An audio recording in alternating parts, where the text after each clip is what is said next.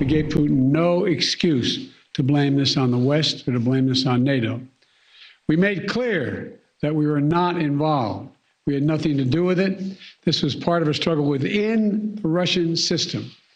I also talked at length with President Zelensky of Ukraine. I'll be keeping in contact with him. I may be peeking him later today, early tomorrow morning, to make sure we continue to remain on the same page. That was President Biden just moments ago at the White House saying that the U.S. and NATO did not play a role in a tumultuous weekend in Russia and reiterating the United States support for Ukraine. Joining me now is Mike Rogers, former FBI special agent, U.S. Army officer, and congressman from Michigan. Mr. Rogers, thanks so much for joining me. Thanks for having me. It was important to hear Mr. Biden comment on the events happening in Russia over the weekend, but he made it clear that the U.S. is not involved. And he also talked about how he gave a call to President Zelensky to make it clear that the support from the U.S. is unwavering.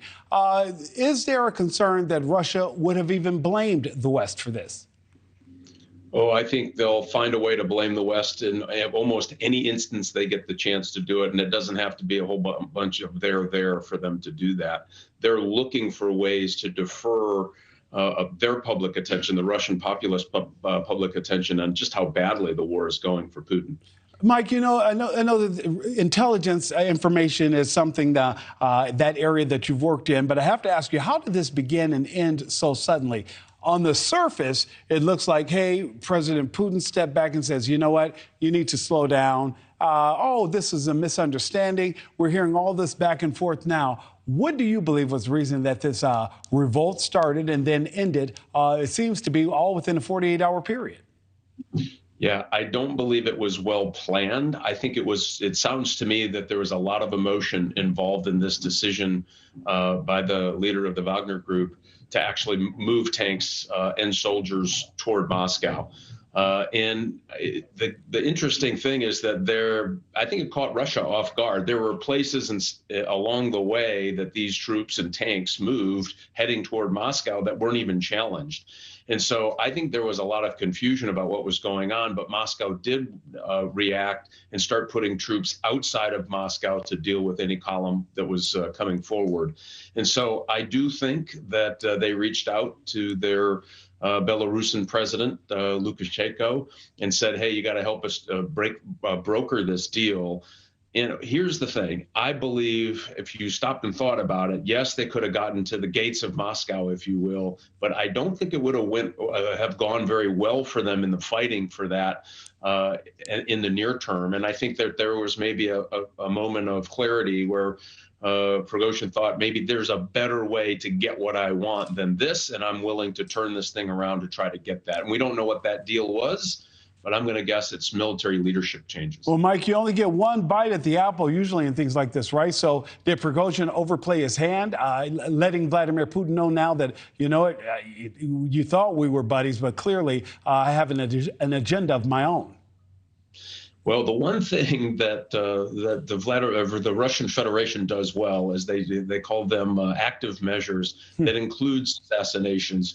You have to know that Prigozhin is now on that list. There's no way he's not on that list. So all of the talk, all of the conversation, they'll try to make the best of that they can of this, meaning the Russians and the Belarusians and the Wagner Group, about trying to stay together because they know what's coming in the counteroffensive from Ukraine. And so I think that he's in a very dangerous position.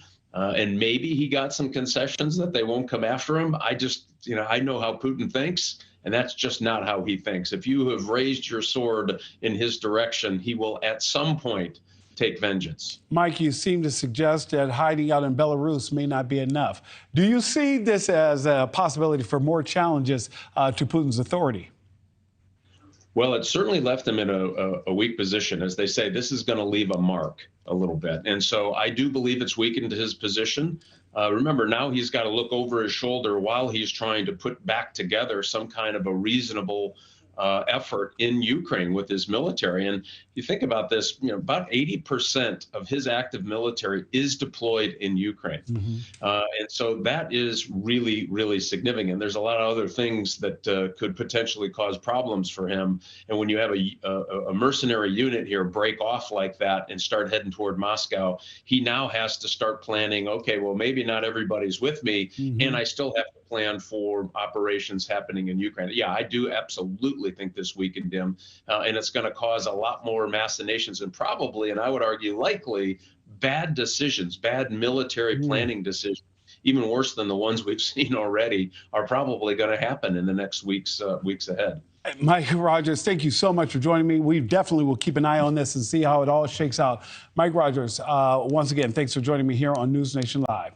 Thank you for watching. Go to newsnationnow.com to find NewsNation on your television provider. And don't forget to click the red subscribe button below to get more of NewsNation's fact-driven, unbiased coverage.